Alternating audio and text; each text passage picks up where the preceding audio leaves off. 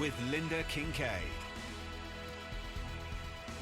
We begin in Gaza, where the Israeli military is pounding the city ahead of a ground offensive. On Monday, the IDF launched an airstrike on the tallest building in the enclave. CNN has recorded the destruction of at least a dozen high-rise buildings in central Gaza since early September. The U.S. Secretary of State met with the Israeli Prime Minister on Monday. Sources tell CNN that Marco Rubio told Netanyahu that Israel has the full support of the U.S. for the assault on Gaza City, but stressed the operation should move quickly. Well, U.S. President Trump is warning Hamas that all bets are off if they use hostages as human shields. Hamas says the fate of the hostages lies in the hands of the Netanyahu government.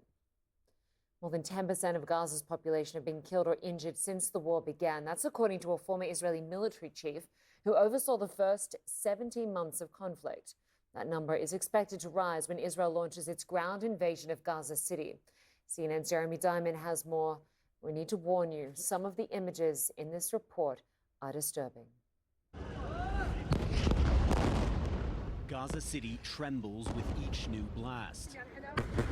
Lately, its residents have faced one strike after another. The reality on the ground is even more terrifying. Bloodied and shaken, the injured are rushed out amid swirls of smoke and ash. Wounded children carried once again into hospitals ill-equipped to handle the rising tide of casualties that accompanies Israel's intensifying bombardment of Gaza City. More than 140 were killed here over the weekend, according to local hospitals. A wave of attacks that shook many here into fleeing the city. Sleepy children bundled into their parents' arms, essential belongings lugged by those forced to move once again. At daybreak, their numbers multiply. A mass exodus on a scale not seen in Gaza in many months. More than 100,000 people were displaced this weekend alone, according to Israeli military estimates. I'm coming from death, indiscriminate bombardments, martyrs in the streets, Mohammed says. It is a miracle we survived. Old and young press south towards an uncertain future. Those who can afford it pay to ride on top of trucks and trailers. For many here, this is not a first. They have been forced to pile their entire lives on top of cars and makeshift carts before. They have already lost so much, and they are exhausted. This man says 25 of his relatives have already been killed. I left only for these children, but I wish a rocket would hit me and I die and find comfort because this is not life, he says, his frustration rising. The hundreds of thousands who still remain in Gaza City will face much more destruction and loss as Israel prepares to send ground forces into the city in the coming days. Ahmed is inconsolable as he walks amid the rubble of another Israeli strike. A military evacuation order allowed him to escape with his life, but little else. The house is gone. Where will we stay? He cries. But he won't find any answers here. And so many others are asking themselves the same question. Jeremy Diamond, CNN, Jerusalem. Well, joining me now is CNN military analyst and retired U.S. Air Force Colonel Cedric Leighton. Great to have you on the program, Colonel. I want to start with the escalation of attacks because there's so much debate over whether the offensive to seize control of Gaza City has officially begun. And if it hasn't yet, what key changes should we expect once it does?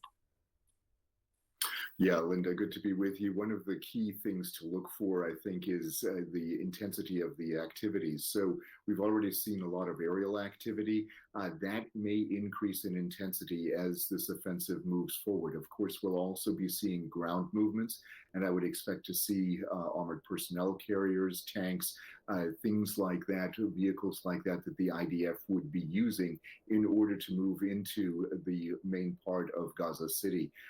They are going going to really have to find a way to work their way through the rubble. They're going to have to find their way to work through some of the tunnels that are still left by Hamas, that Hamas is still manning, at the moment. Of course, they've destroyed a lot of the high rises, and that's going to be, one of the key things to look at, even further destruction and, of course, movements of troops, probably from several directions in and around Gaza City. I would expect them to come from the east, the north, and the south, and that would then be a key indicator that this offensive has actually begun.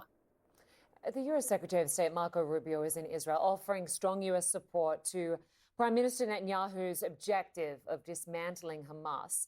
Given the enormous humanitarian cost already and the possibility of new radicalized groups emerging, what strategies should Israel and the international community consider to ensure long-term stability in Gaza? Well, I think this type of operation is definitely not the way to go when it comes to ensuring some kind of a long-term strategy that would change the governance structure in Gaza and would also change the likelihood of further terrorists being born out of this absolute crisis. But what we'll really see, I think, in this particular case is once this invasion happens, it's going to be really incumbent upon the IDF to take care of the humanitarian situation that will undoubtedly get worse under these circumstances. And that's going to, I think, be very tough for them to do, because the IDF does have a humanitarian component to it, an organization that handles humanitarian issues, but it is not really set up to do this on as large a scale as will be necessary in this particular case. That would be one of the key elements of a strategy that would be necessary for this development to work in that way. But it is something that the Israelis, I think, are going to find difficult to actually execute. And of course, Colonel, families of hostages have expressed frustration, saying Netanyahu has not done enough to prioritize their safe return. In light of this new offensive in Gaza City and the recent attack on Hamas negotiators in Doha, what are the potential risks and benefits of pursuing military objectives over diplomatic negotiations? Yeah, there are a lot of risks in pursuing military objectives when it comes to hostages. There are, of course, ways in which you can free hostages using very precise, pinpoint military operations. But that's not what the Israelis are doing in this particular case. And Lynda, when you look at the types of forces that are going to be arrayed against positions in Gaza City, it really puts the hostages' lives, unfortunately, at risk. And it's going to basically be a miracle if these people survive, if the hostages survive, because the type of force that's going to be used is basically very blunt. It's blunt force. And when in this particular case, really precision efforts would be necessary in order to get the hostages out via military means. And even that would be extremely risky, especially given these circumstances. Colonel Cedric Leighton, always great to get your analysis. Thanks so much for joining us. You bet, Lynda.